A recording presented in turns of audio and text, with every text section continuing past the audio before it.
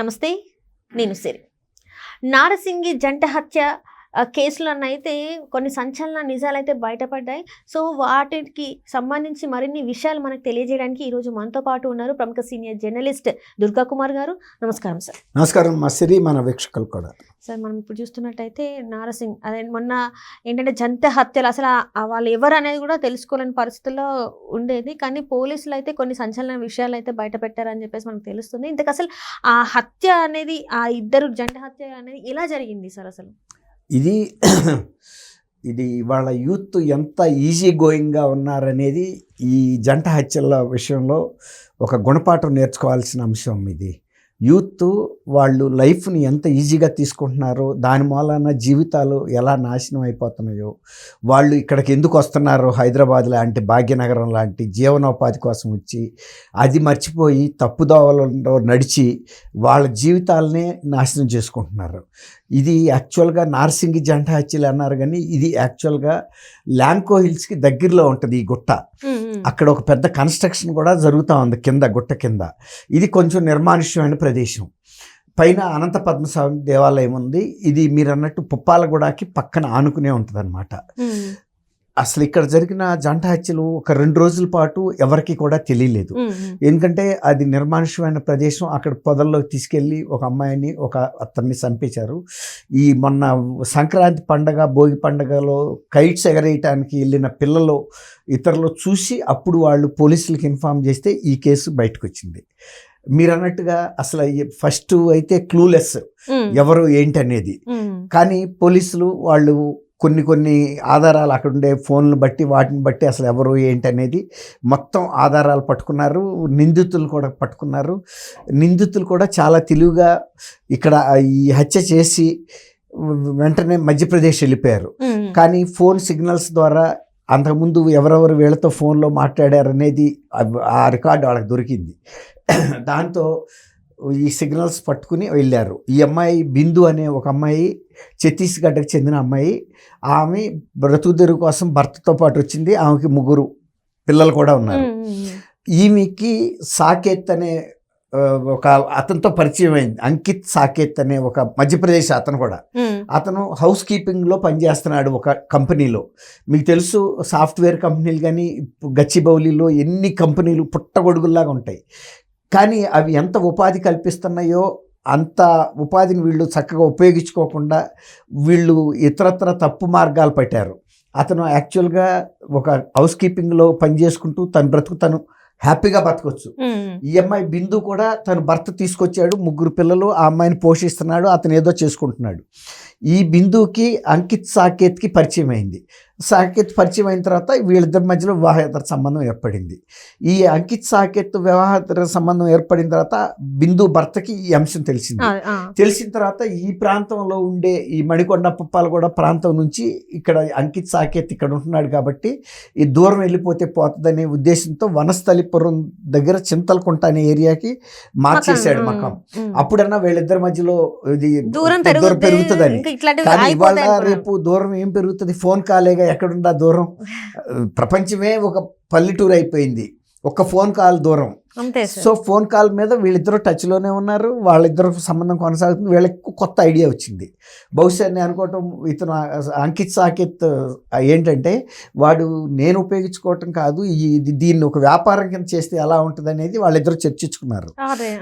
చర్చించుకుని okay బాగానే ఉంది, ఏముంది ఇతని ద్వారా బుకింగ్ చేసుకోవటం, అంటే వ్యభిచారం స్టార్ట్ చేశారు. చేసి అంతకుముందు కూడా ఇతను రూమ్కి పిలిపించుకున్నాడు, రాహుల్ కుమార్ రూమ్కి. ఎవరైతే అంకిత్ సాకేత్ ఫ్రెండ్స్ 3 ఉన్నారు. వీళ్ళు కూడా మధ్యప్రదేశ్ వాళ్ళే. 3 కూడా రాహుల్ కుమార్ ఒకడు, రాజ్ కుమార్ ఒకడు, సుఖేంద్ర కుమార్ ఒకడు. వాళ్ళు రూమ్కి పిలిపించుకున్నారు. ఆ అమ్మాయితో ఏకాంతంగా, అంటే విచారం, అంటే శృంగారంలో పాల్గొన్నప్పుడు వీళ్ళకి ఏం దుష్ట ఆలోచన వచ్చిందంటే, ఈ అమ్మాయితో శృంగారంలో పాల్గొన్నప్పుడు వీటన్నిటిని వీడియో తీస్తే మనకి ఇంకా కొంత దీన్ని కనుక మనం అప్లోడ్ చేస్తే మనకు కొంత ఆదాయం కూడా వస్తుంది. వీళ్ళు ఇంకా బిజినెస్గా ఆలోచించారు. వాళ్ళు ఒక వ్యాపార దృక్పథంతో అంకిత్ సాకేత్, బిందు ఆలోచించారు. అది వాళ్ళ పరిమితమైన ఆలోచన వాళ్ళది. ఏదో వీళ్ళకి ఆ సుఖం ఇచ్చేస్తే మనకి ఇంత డబ్బులు వస్తాయనుకున్నారు. వీళ్ళు ఏమనుకున్నారంటే ఈ అమ్మాయిని బుక్ చేసుకున్న దానికి మనం సుఖానికి సుఖము పొందాలి, తర్వాత దీన్ని వీడియో రూపంలో బ్లూ ఫిల్మ్స్గా తీసి వీడియోకి అప్లోడ్ చేసుకుని మనం డబ్బులు పొందొచ్చు అనే వీళ్ళ దుష్ట ఆలోచన. అయితే 8న జరిగిన ప్రయత్నం ఆ అమ్మాయి సహకరించలా, బాగా ఎదురు తిరిగితే గొడవ ఎందుకు లేమనుకుని ఇక ఊరుకున్నారు. కానీ తర్వాత ఈ రాహుల్ కుమార్ ఏం చేశాడంటే రాజ్ కుమార్తోనూ సుఖేంద్ర కుమార్తో కూడా ఇట్లా జరిగింది, మమ్మల్ని తీయనివ్వలేదు, కాబట్టి మళ్ళీ ఇంకొకసారి ఆ అమ్మాయిని ఇతని ద్వారానే బుక్ చేద్దాము, ఇద్దరిని పిలిపిద్దాము, వస్తారు, ఈసారి మాత్రం వీళ్ళిద్దరిని లేపేయాలి అని. అంటే అప్పుడు 8 తారీఖున జరిగినప్పుడే సాకేత్ కి విషయం తెలుసు అన్నట్టుగా ఉంది సార్. ఎందుకంటే ఆ అమ్మాయి చెప్తే అతను కూడా అడ్డుకున్నాడు, తీయటానికి వీల్లేదని. ఎందుకంటే అతను ఒక సుదీర్ఘకాలం ఈ అమ్మాయితో వ్యాపారం చేసుకోదలుచుకున్నాడు, కానీ దీన్ని వీడియో రూపంలో వచ్చి ఈ మొత్తం అంతా టామ్ అయిపోయిన తర్వాత తను వ్యాపారం దెబ్బతింటది, తర్వాత అసలు ఈ ఇష్యూ మొత్తం పోలీసుల దృష్టికి వెళ్తుంది, ఆ అమ్మాయి భర్త దృష్టికి కూడా వెళ్ళొచ్చు, ఇదంతా నాకెందుకు ఈ గొడవ అని వాడు కూడా అడ్డం తిరిగి కొంచెం బెదిరించాడు ఇతన్ని. ఏమనుకుంటున్నావు, నువ్వు ఎంతవరకు అంతవరకేను, నువ్వు ఇచ్చినంత వరకే ఆ డబ్బుల వరకే తప్ప ఇలాంటి ఫిల్మ్స్ తీయటానికి ఒప్పుకోమని చెప్పి కొంచెం బెదిరించారు. ఆడొక్కడే ఉన్నాడు కదా. ఆ టైంలో వీళ్ళిద్దరు సహకారం తీసుకుని ఇంకొకసారి కూడా ఈ ప్రయత్నం చేద్దాము, అసలు వీళ్ళని అసలు లేపేస్తే ఏంటి అని. అంటే ఆ అమ్మాయి ఛత్తీస్గఢ్, వీడెవడం మధ్యప్రదేశ్, మనం ముగ్గురు వెళ్దాం ఈసారి అని అనుకుని వాళ్ళు ఏం చేశారు, మళ్ళీ బుక్ చేసుకున్నారు. ఒకసారి గతంలో కూడా బుక్ చేసుకున్నారు కానీ పెద్ద గొడవ ఏం జరగలేదు కదా అనే ఉద్దేశం మీద ఆ అమ్మాయి కూడా మళ్ళీ వచ్చేసింది. ఈసారి ఎక్కడికి తీసుకెళ్లారు, నిర్మానుష్యమైన గుట్ట మీదకి తీసుకెళ్లారు. గుట్ట మీదకి తీసుకెళ్లి మందు తాగించడానికి అంకిత్ సాకేత్ను కూడా వీళ్ళతో పాటు కూర్చోబెట్టుకున్నారు. వీళ్ళతో పాటు కూర్చోబెట్టుకున్న తర్వాత ఏమైంది, వీడు సుఖేంద్ర కుమార్ అనేవాడు ఫస్ట్ ఆ అమ్మాయిని తీసుకుని పొదల్లోకి తీసుకెళ్ళాడు శృంగారం చేద్దామని. ఇదే అదునుగా తీసుకుని ఏం చేశారు వీడు అంకిత్ సాకేత్, మిగిలిన రాహుల్ అండ్ రాజ్ కుమార్ తాగుతున్నారు. ఈ ముగ్గురు మాత్రం ఎక్కడున్నారు, సుఖేంద్రను ఆ అమ్మాయి బిందునేమో లోపలికి వెళ్ళిపోయారు. వాళ్ళిద్దరు వేరే ప్లేస్లో ఉన్నారు కాబట్టి ఇక్కడ ఏం జరుగుతుందో బిందుకు కూడా తెలియదు. అంకిత్ సాకేతే ఆ అమ్మాయికి రక్షకుడు, కేర్ టేకర్ అతను. కాబట్టి ఇతను వీళ్ళతో ముందు తాగుతున్నాడు కాబట్టి నేను ఈ పని చేసేసుకుందామని అమ్మాయి వెళ్ళిపోయింది. ఆ అమ్మాయికి అనుమానం కూడా రాలేదు, వీళ్ళు ముగ్గురు కలిసి పథకంతో వచ్చారని, ఇతను సుఖేంద్ర నాతో పాటు ఉన్నప్పుడు వీళ్ళిద్దరూ కలిపి అతన్ని లేపేస్తారు, చంపేస్తారనుకోలే. ఆ అమ్మాయి యథా ప్రకారం వెళ్ళిపోయింది. ఎప్పుడైతే వీళ్ళు సిగ్నల్ ఇచ్చి వెళ్ళాడు ఇతను, మేము అటు వెళ్ళంగానే అంకిత్ సాకేత్ని చంపేసేయమని, ఈ వీళ్ళిద్దరూ కలిసి అటాక్ చేశారు, చంపేశారు. దూరంగా జరిగింది కదా, అతను మెడ పిసికేయటం, తర్వాత కత్తితో పడవటం చేశారు. ఏం గుట్టు చప్పుడు కాకుండా చచ్చిపోయాడు అతను. అప్పుడు మళ్ళీ వీళ్ళు ముగ్గురు కలిసి బిందు మీద అటాక్ చేశారు. ఎందుకంటే ఆ అమ్మాయి చెబుతుంది కదా, ఫలానా వాళ్ళ ద్వారా నేను వెళ్ళాను, వీళ్ళే చంపారని. వీళ్ళిద్దరిని కనుక చంపితే బయటకు అసలు ఎవడు అనేది తెలియదు, వాళ్ళ గుర్తింపు ఐడెంటిటీ తెలియదు. ఒకటి, ఎవరు చనిపోయిన వాళ్ళ ఐడెంటిటీయే బయటికి రాదు, మన ఐడెంటిటీ అంతకన్నా బయటికి రాదు. ఎందుకంటే ఇద్దరు ఎవరైతే మన ఐడెంటిటీ గురించి తెలుసో ఆ ఇద్దరు మనం చంపేశాము. కాబట్టి ఇది చిత్రం సినిమానో దృశ్యం సినిమానో ఉంది కదా, దృశ్యం సినిమాలో లాగా అనుకున్నారు వాళ్ళు. ఆ అమ్మాయిని కూడా చంపేసి గుట్టల్లో పడేశారు. ఇక్కడుంటే ఏదైనా బయటకి ఎందుకైనా మంచిది, ఎట్లాగూ సంక్రాంతి పండుగ వస్తుంది కదా, ఆంధ్రప్రదేశ్ తెలంగాణలో అంతా హాలిడే మూడ్లో ఉంటారు కాబట్టి మనం పగ్గా వెళ్ళిపోదాం అనుకుని వాళ్ళు మధ్యప్రదేశ్కి చెక్కేశారు. ఆ సందర్భంలో పోలీసులు దీన్ని చేసి అక్కడికి వెళ్ళి వీళ్ళ ముగ్గురిని పట్టుకొచ్చిన తర్వాత సాంకేతికమైనటువంటి ఆధారాలు దొరికినాయి వాళ్ళకి, తర్వాత కొన్ని భౌతిక ఆధారాలు దొరికినాయి.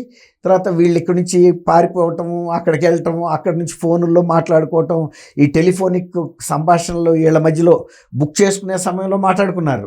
తర్వాత టైం ఫిక్స్ చేసుకోవటం, ఇవన్నీ కూడా జరిగిన సందర్భం. వీటన్నిటిని కూడా పోలీసులు కూలంకషంగా సాక్ష్యాధారాలతో సహా ఎస్టాబ్లిష్ కేసి ఇప్పుడు పట్టుకున్నారు. కాబట్టి ఇప్పుడు తెలుసుకోవాల్సింది ఏంటంటే, ఎవరైతే ఇట్లాంటి దుష్టపు బిజినెస్లోకి వెళ్ళారో వాళ్ళిద్దరూనేమో శాశ్వతంగా ఎగిరిపోయారు. దీన్ని క్యాష్ చేసుకోవాలనుకుని ముగ్గురు స్నేహితులు హత్య కేసులో ఇరుక్కున్నారు. జీవిత ఖైదు పడుతుంది ఖచ్చితంగా. ఒక రకంగా ఇది కోల్డ్ బ్లడెడ్ మర్డర్.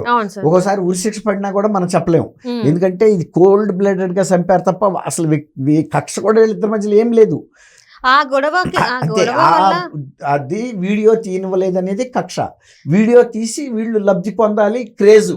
వీళ్ళకి ఏంటంటే మేము ఇదిగో ఇట్లా చేసామని ఇతరులకు చూపించుకోవటం కోసం. ఆ అమ్మాయి మరి సహజంగా మహిళ, ఇప్పుడు తన 3 పిల్లలు భర్త ఉంది, అయినా ఏ మహిళ అయినా కానీ తెలిసి బ్లూ ఫిల్మ్స్ తీయించుకోవడానికి ఇష్టపడదు కదా. ఆ అమ్మాయి కూడా అదే వ్యాపారంలో ఉంటే వేరే మాట, కానీ ఆ అమ్మాయి బ్లూ ఫిల్మ్ వ్యాపారంలో లేదు, వేరే వ్యాపారంలో అన్నమాట వాస్తవం.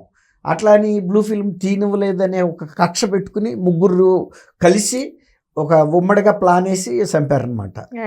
ఇది సో అంటే ఇక్కడ ఏంటంటే యువకుల మెంటాలిటీ అది ఎట్లా ఉందనేది ఉందనేది ఇప్పుడు తెలిసిపోవాలి, కొంచెం తెలుసుకున్నా- జాగ్రత్తగా ఉండాలి. ఉండాలి, అది వాళ్ళు కూడా ఎవరైనా జాగ్రత్తగా కూడా ఉండాలి, జీవితాలు వీళ్ళైనా పాడవుతాయి. వాళ్ళైనా ఎవరైనా ఇప్పుడు జాగ్రత్తగా చంపటం తేలికే, చంపేశారు, కానీ ఇప్పుడు ఈ కేసు నుంచి బయటపడేది మాత్రం ఇంకా లేదు, ఇంకా కష్టం. వాళ్ళిద్దరూ అలా చనిపోతే వీళ్ళ జీవితం ఇలా నాశనం. Right sir, right. Thank you so much. Thank you అమ్మ శ్రీ, మన వీక్షకులు.